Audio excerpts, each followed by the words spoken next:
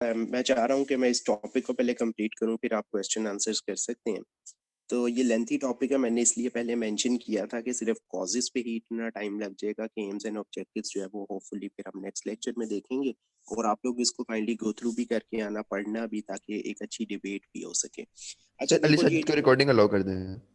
मैंने कर दिया यार, अली काइंडली चेक करो और मुझे बताओ यार। Yes, sir. I'm recording.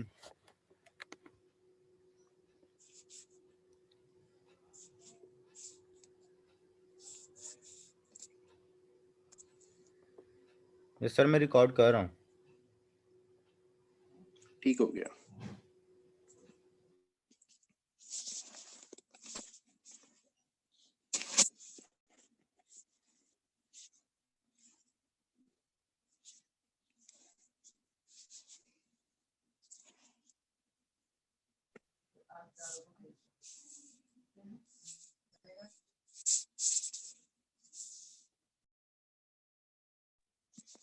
अच्छा, हमने ये देखा कि जो प्रोटेस्ट हुआ, वो जो रेडिकल सेक्शन हमें नजर आता है with in Indian national Congress, उन्होंने ये प्रोटेस्ट स्टार्ट किया और इसमें बेशुमार कैरेक्टर्स थे जिनका नाम लिया जा सकता है, लेकिन ये आप लोगों के लिए इतने इम्पोर्टेंट नहीं है इस स्टेज पे जानना। लेकिन फिर भी जो 2 से 4 बड़े कैरेक्टर्स थे उसमें लाला लाजपत राय हमें नजर आते हैं, बिपिन चंद्रा पॉल नजर आते हैं, मोतीलाल घोष नजर आते हैं, नरेंद्र नाथ सेन नजर आते हैं, इसी तरह से और भी बेशुमार कैरेक्टर थे, सुरेंद्र नाथ बैनर्जी थे।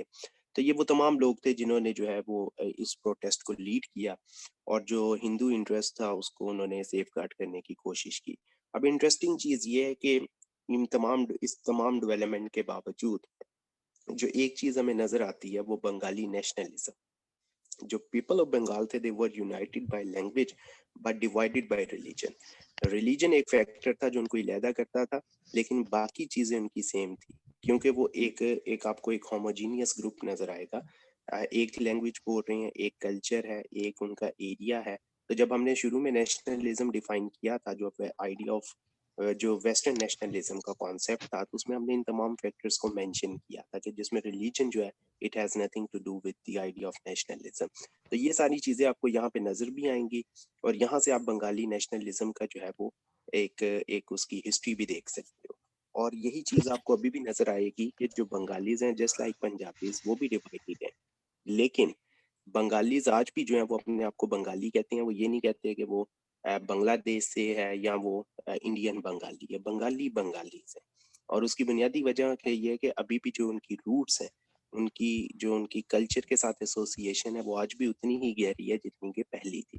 तो ये रिलीजन के थ्रू जो एक डैन डाला गया, इसकी वजह से कहा जाता है कि ये डिवाइड एंड रूल या जो कम्युनल पॉलिटिक्स थी, ये गोरों की एक साजिश थी। तो यहाँ पे ये क्रिटिसिज्म इन पे बनता है। अब जो आप लोगों ने बात की वो कंजर्वेटिव और रेडिकल सेक्शन की, तो जिन लोगों ने शिमला डेपुटेशन में एक बुनियादी किरदार अदा किया, वो एक आप कह लो कंजर्वेटिव सेक्शन था, जिसमें मैंने कहा नवाब मोहसिनुल मलिक थे और आगा खान थे। और जो दूसरा ग्रुप था जिसमें नवाब वकारुल मुल्क, समीउल्लाह खान वगैरह थे, ये जो है ये रेडिकल सेक्शन कंसीडर किया जाता है। Their interest were similar because they wanted to do something for the Muslims of subcontinent, लेकिन but their interest were not identical, यानी कि स्ट्रेटजी डिफरेंट थी। तो उसके लिए ये कोई बड़ी बात नहीं है, लेकिन बुनियादी जो चीज़ हमें नज़र आती है वो ये आती है कि जो सर सैयद अहमद खान ने एक वो 1886 के अंदर एक इस्टेब्लिश की थी, जिसे हम कहते हैं मोहम्मदन एजुकेशनल कॉन्फ्रेंस, उसी के प्लेटफॉर्म से मुस्लिम लीग को इस्टेब्लिश किया गया। आपको याद है इसका जो एनुअल सेशन हुआ करता था, जिसमें जो एजुकेशन रिलेटेड इश्यूज थे मुस्लिम कम्युनिटी थे उसको एड्रेस किया जाता था। तो 1906 दिसंबर में मोहम्मदन एजुकेशनल कॉन्फ्रेंस का ढाका में सेशन था, और उस सेशन में डिसाइड हुआ था कि मुसलमानों के लिए अब एक अलग पॉलिटिकल पार्टी जो है वो जरूरी है, और उसी के प्लेटफॉर्म से जो है वो फिर ये पॉलिटिकल पार्टी एस्टेब्लिश की गई। तो आप कह सकते हो कि ऑल इंडिया मुस्लिम लीग की जो फॉर्मेशन थी इसमें बुनियादी किरदार बंगालीज का था, और इसके पीछे जो मेन कॉज थी वो पार्टीशन ऑफ बंगाल थी। अब ये जो सब कुछ यहाँ पे हुआ, जितनी भी हमने एपिसोड की चीजें डिस्कस की, मैं सिर्फ रेफरेंस पॉइंट के लिए मेंशन करना चाह रहा हूँ ताकि लेटर ऑन आपको इशू ना हो। ये जो हमें स्ट्राइक्स नजर आती हैं इंडियन नेशनल कांग्रेस की तरफ से, इसमें हमें नजर आता है कि एक इन्होंने स्वदेशी मूवमेंट का भी आगाज किया, जिसका बुनियादी मकसद ये था कि जो इम्पोर्टेड आइटम्स हैं या गुड्स हैं उसका बाइकआउट करना और लोकल जो मटेरियल है, रॉ मटेरियल चीज़ें हैं, उनको सपोर्ट करना। ये आप कह सकते हो कि एक एक स्ट्राइक का एक तरीका था या नफ़रत का एक इज़हार था जो है ब्रिटिश गवर्नमेंट से कि और यही जो चीज़ है, यही जो मूवमेंट थी इसको इंटेंसिफ़ाई लेटर ऑन जिन्ना करेंगे, वो सॉरी गांधी करेंगे, जब वो वापस सब कॉन्टिनेंट में 1915 में आते हैं और फिर जो है वो ड्यूरिंग खिलाफत मूवमेंट हमें नज़र आएगा, सिविल डिसोबीडियंस मूवमेंट और बाकी चीज़ें जो हैं वो बाकी टैक्टिक्स को यूज़ करेंगे। अब आप लोगों के लिए ये इम्पोर्टेंट है जानना कि जो पॉलिटिकल पार्टीज होती हैं या जो उनके पास डिफरेंट टैक्टिक्स होती हैं वो बड़े इंपॉर्टेंट होते हैं। उनका स्लोगन, उनका मैनिफेस्टो, उनका एजेंडा, ये सब कुछ बहुत मैटर करता है। खिलाफत मूवमेंट को जब हम स्टडी करेंगे तो उसमें आपको नजर आएगा कि जो जिन्ना और गांधी है उनकी पर्सनैलिटी में बहुत आपको एक बिग डिफरेंस नजर आएगा। और इंडियन नेशनल कांग्रेस को इसलिए बताना मैं अभी ज्यादा हाईलाइट कर रहा हूँ ताकि आपको अंडरस्टैंडिंग डेवलप हो सके कि इंडियन नेशनल कांग्रेस के पास 1905 का एक बेहतरीन एक उनके पास एग्जाम्पल थी, एक एक्सपीरियंस था जिसको उन्होंने लेटर ऑन भी कैश करवाया। मुस्लिम लीग की जो पार्टी बनी ये एक डोसाइल सी पार्टी थी, एक डोसाइल सी बॉडी थी। इनका कभी भी ये मकसद नहीं था कि वो गवर्नमेंट को जो है वो अंडर प्रेशर करना या फिर कोई एजिटेशनल पॉलिटिक्स करना। तो जो मुस्लिम लीग है इसे इसलिए इस पे क्रिटिसिज्म भी होता है कि ये गोरों की स्पॉन्सर्ड एक पार्टी थी और उसकी बुनियादी वजह है कि इन्होंने कभी भी टफ टाइम नहीं दिया। और इंडियन नेशनल कांग्रेस को हमेशा से ये कंसीडर किया जाता था स्पेशली 1905 में। अब अगेन ये डिबेट लंबी होगी लेकिन आपको हिस्ट्री जरूर पढ़नी चाहिए क्योंकि हिस्ट्री बहुत इंटरेस्टिंग है ताकि आपको चीज़ों का आइडिया हो कि लॉर्ड कुर्जन ने जब ये पार्टी बनाई या जो जो जो डिवाइड एंड रूल की पॉलिसी का जो स्कूल ऑफ थॉट है उनका ये ख्याल है कि लॉर्ड कुर्जन जो थे वो फेड अप हो चुके थे कांग्रेस की जो पॉलिसीज या उसकी जो स्ट्रेटेजी थी जिस वे में वो गवर्नमेंट को डिक्टेट करना स्टार्ट हो गई थी। और एक स्कूल ऑफ थॉट ये भी कहता है कि जो ब्रिटिश का ये अल्टीमेट जो एजेंडा था वो टू पार्टी फॉर्मेशन ही था और उसकी वजह ये थी कि वो सब कॉन्टिनेंट में अपने इंस्टीट्यूशंस और अपनी पॉलिटिकल प्रैक्टिसेस जो है वो इंट्रोड्यूस करवा रहे थे। एक सेकेंड।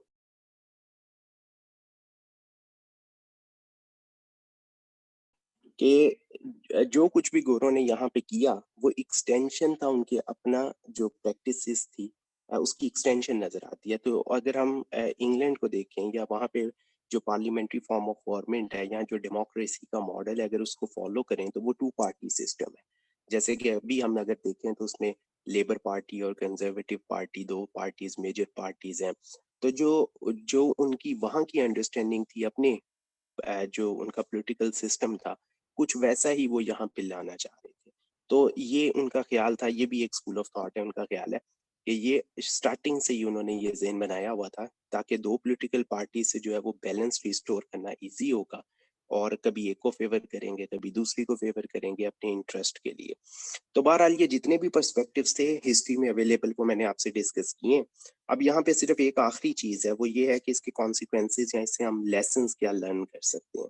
अब लॉर्ड कुर्जन ने मुस्लिम लीग की जो लीडरशिप है उसको ये प्रॉमिस किया था कि जो पार्टीशन ऑफ बंगाल है ये एक सेटल्ड फैक्ट है और इसको चेंज नहीं किया जाएगा, इसको रिवर्स नहीं किया जाएगा क्योंकि ये एडमिनिस्ट्रेटिव एग्रीमेंट्स। लेकिन हमें नजर आता है कि लॉर्ड कुर्जन ने 1911 में 12 दिसंबर 1911 में ये जो है इसको डिसीजन को रिवॉक किया और दोबारा से जो है वो हमें नजर आता है कि इसको दोबारा जो है वो मर्ज कर दिया गया वेस्ट बंगाल के अंदर और दोबारा से एक यूनाइटेड प्रोविंस बन गया। और खैर यार ये लंबी बहस हो जाएगी लेकिन मैं आप लोगों को ये रिकमेंड करूंगा कि आप जसवंत सिंह की वो बुक जरूर पढ़ो जिसमें 1905 में जो एक जो ब्रिटिश विजिट होता है सब कॉन्टिनेंट में और फिर 1911 में किंग जॉर्ज फाइव जब ब्रिटेन को विजिट करते हैं वो विजिट्स बहुत इंपॉर्टेंट थे क्योंकि उसमें जो साइड मीटिंग्स हुई थी उसमें मुस्लिम लीग की टॉप लीडरशिप इन लोगों से मिली थी। और ये बिल्कुल वही सियासत में पैटर्न है जो आज भी हमारे मुल्क में चलता है कि जो खुफिया मुलाकातें आप सबको आइडिया है। तो ये जो बैक डोर से जो इन्फ्लुएंस करती हैं पावर्स ये शायद मुसलमानों में शुरू से ये प्रॉब्लम है। तो इंडियन नेशनल कांग्रेस का जो स्टाइल ऑफ पॉलिटिक्स था वो डिफरेंट था।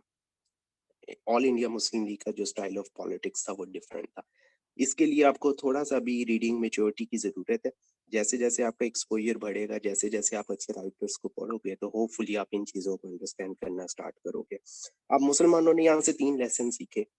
एक लेसन ये था कि they used to believe that agitation would be the only mean to get whatever they want in future.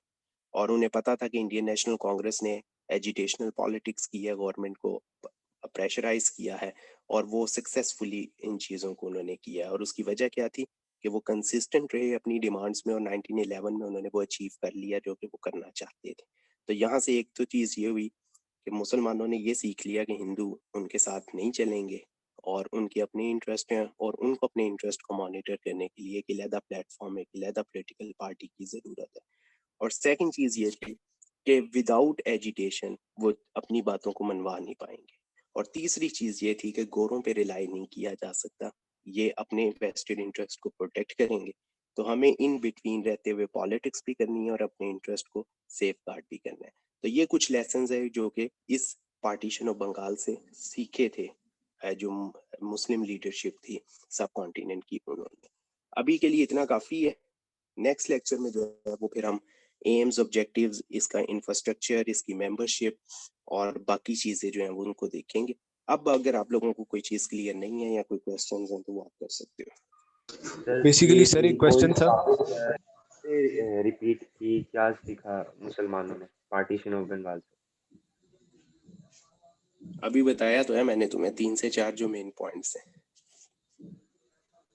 Sir वो जो मुस्लिम्स का ग्रुप था, एक कंजर्वेटिव एक रेडिकल, जरा उनके प्लीज आप नाम रिपीट कर लें।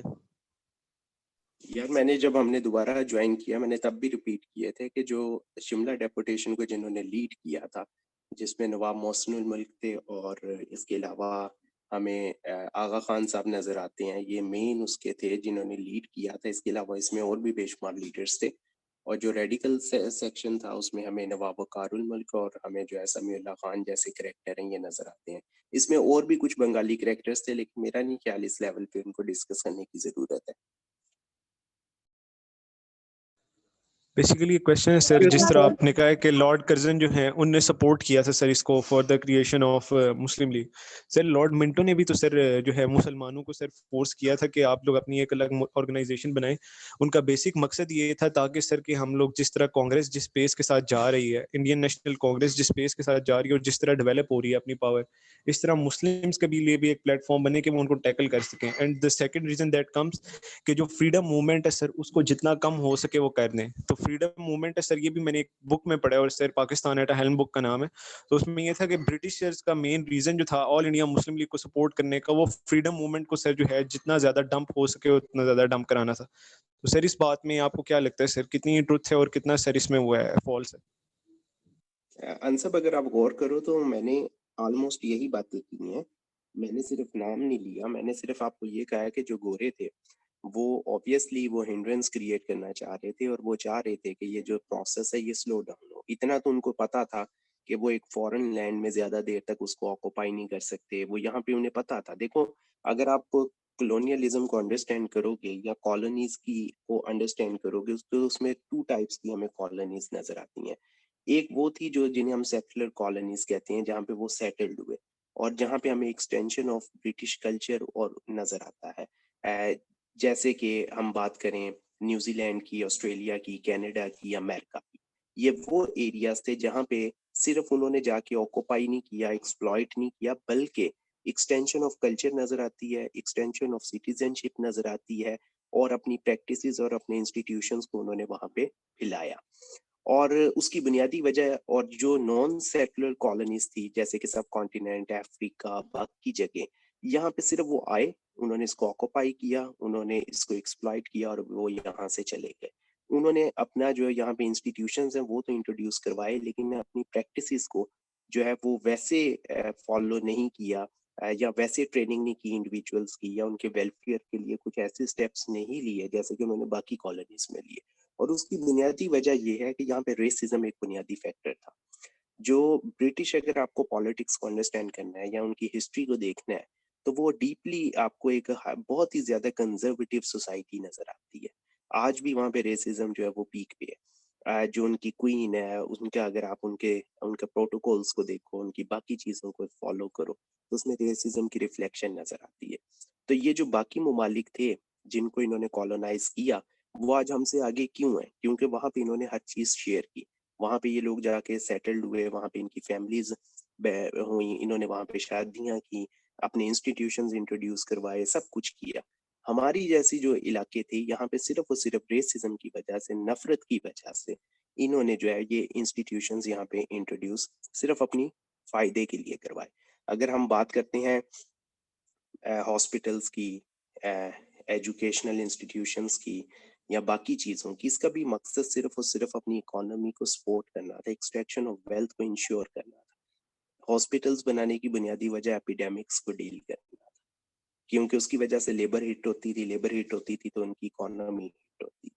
तो यहाँ पे भी जो अभी जो न्यू प्रोजेक्ट्स चल रहे हैं और जिसमें डीकोलोनाइजेशन पे जो स्टडीज चल रही हैं, उस पे इस बात को बहुत फोकस किया जा रहा है कि जो आप सर्ची थरूर को पढ़ो, आप बाकी लोगों को देखो, उसमें यही चीजें हैं कि इन लोगों ने जो कुछ भी यहाँ पे किया वो एक सोची समझी साजिश थी। लेकिन यहाँ पे एक प्रॉब्लम ये है कि जो रिवीजन स्कूल ऑफ थॉट का मेन इशू है कि यार हर चीज, क्या वो इतने जीनियस थे, क्या वो इतने उन्होंने प्लानिंग की हुई थी कि वो सबको पागल बना गए और किसी को पता भी नहीं चला?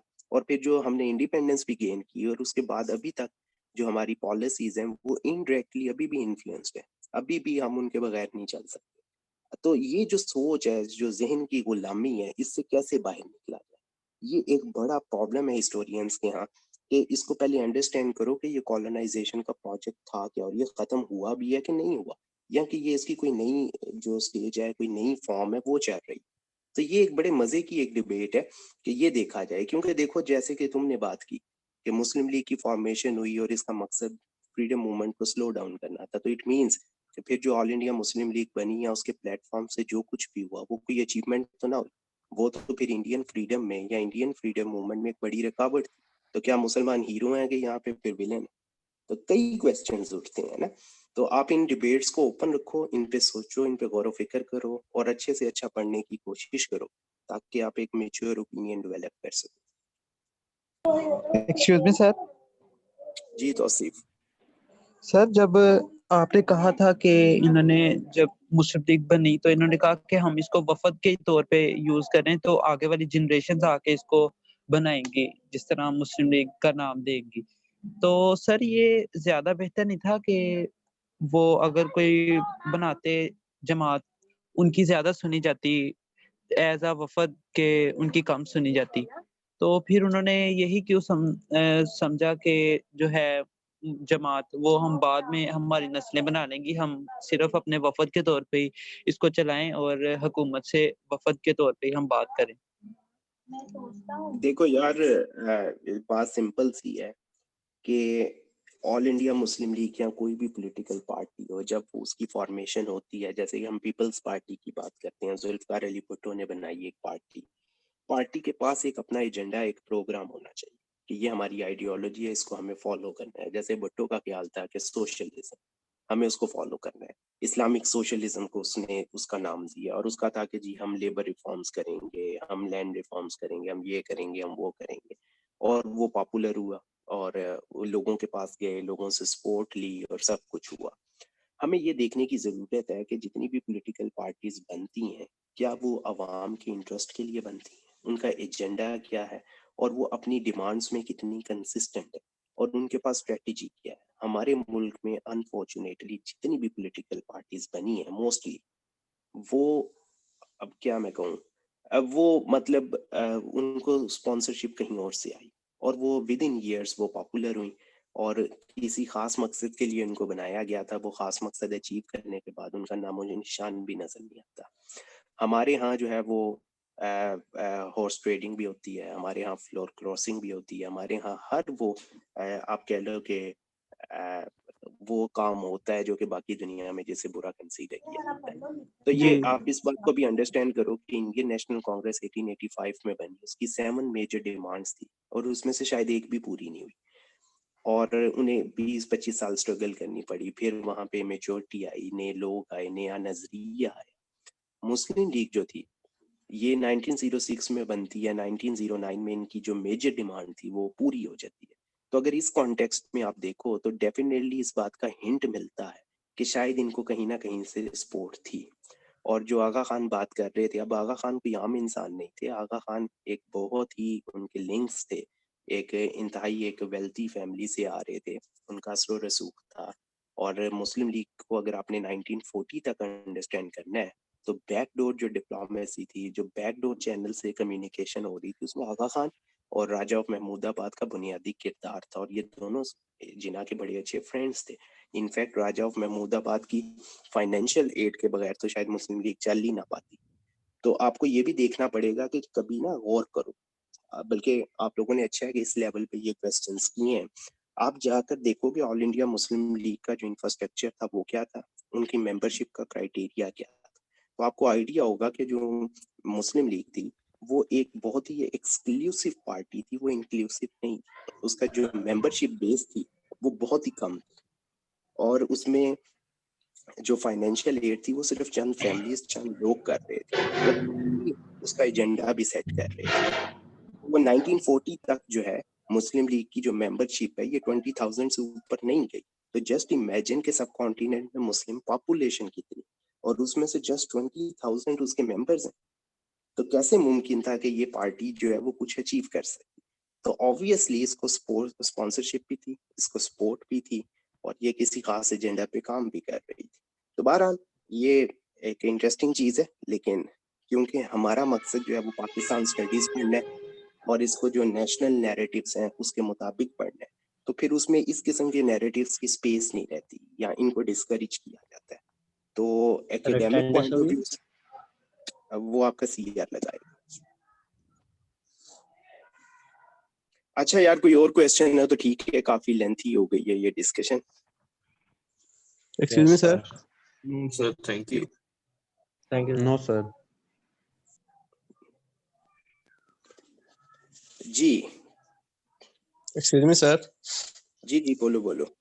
सर अभी आपने कहा कि ये जो मुस्लिम लीग थी इसको अंग्रेजों की तरफ से सपोर्ट थी और स्पॉन्सरशिप थी, तो सर फिर बाद में अगर अंग्रेजों को ये बात का आइडिया था कि ये मुसलमानों की जमात बन सकती है और बाद में जो है वो उन्हीं के खिलाफ जो है अंग्रेजों के खिलाफ जाएगी, तो फिर उन्होंने इसको सपोर्ट क्यों किया? यार देखो, एक बात होती है, जैसे पाकिस्तान में एमक्यूएम बनी तो फिर एमक्यूएम जब डिक्टेट करने लगी तो उसके साथ क्या हुआ ये भी आपको पता है, जमात इस्लामी के साथ क्या हुआ ये भी पता है आपको, बाकी भी काफ लीग के साथ क्या हुआ, तो ये कोई नई चीज नहीं है। और देखो दूसरी बात ये है कि ये जो स्कूल ऑफ, ये मेरा ओपिनियन नहीं है बाय द वे, ये जो स्कूल ऑफ थॉट इसको डिफेंड कर रहा है, ये मैं उनका व्यू पॉइंट आपसे डिस्कस कर रहा हूँ। उनका ये ख्याल है कि इवन जो पार्टीशन है वो भी ब्रिटिश प्लानिंग का पार्ट था, और पाकिस्तान बनाने का जो बुनियादी मकसद था वो कम्युनिज्म को कंटेन करना था, वो रशियन जो सोवियत यूनियन का इन्फ्लुएंस था उसको कर्ब करना था। क्योंकि जो इंडियन नेशनल कांग्रेस थी वो तो सोशलिस्ट पॉलिटिकल पार्टी, वो तो लेफ्ट की पार्टी थी, उनकी तो आइडियोलॉजिकली उनके साथ एक लिंक था। और उस दौर में जो है वर्ल्ड वॉर 2 के बाद है, कोल्ड वॉर स्टार्ट हो रही, तो पाकिस्तान बनने के पीछे ये वाला स्कूल ऑफ थॉट ये भी कहता है कि अमेरिका ने भी एक बुनियादी रोल प्ले किया। तो अभी बहुत सी चीजें ऐसी हैं जो कि ओपन होना बाकी है, अभी सारा आर्काइव्स ओपन नहीं हुआ। तो बहरहाल ये स्कूल ऑफ थॉट इसको कुछ ऐसे डिफेंड करता है, बाकी आप समझदार हो, आप खुद डिसाइड कर सकते हैं। जी सर।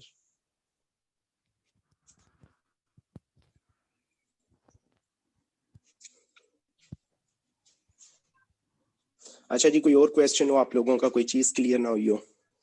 No sir. चलो गुड हो गया, ठीक है। आप लोग इसको थैंक यू सर। आप इसको जरा खुद से भी पढ़ो, ठीक है, क्योंकि सिंपल फैक्ट्स नहीं है इसमें, बड़े मजे की डिबेट्स हैं, तो कोशिश करो जो कंसेप्चुअल फ्रेमवर्क्स हैं आप उनको भी स्टडी करो ताकि आपको एक होलिस्टिक अंडरस्टैंडिंग डेवलप हो सके। और फिर नेक्स्ट टाइम फिर हम कोई इस पे जरा अच्छी वाली डिस्कशन करेंगे दोबारा से, और इसके एम्स एंड ऑब्जेक्टिव्स को डिस्कस करेंगे डिटेल में। तो ठीक है यार, आप अपना ख्याल रखो, have fun, have a nice day. इंशाल्लाह फिर आपसे नेक्स्ट वीक जो है वो इस टॉपिक पे गपशप लगती है। ओके, टेक केयर, अल्लाह हाफिज। अल्लाह हाफिज़ सर सर। अल्लाह हाफिज़। अल्लाह हाफिज़ सर।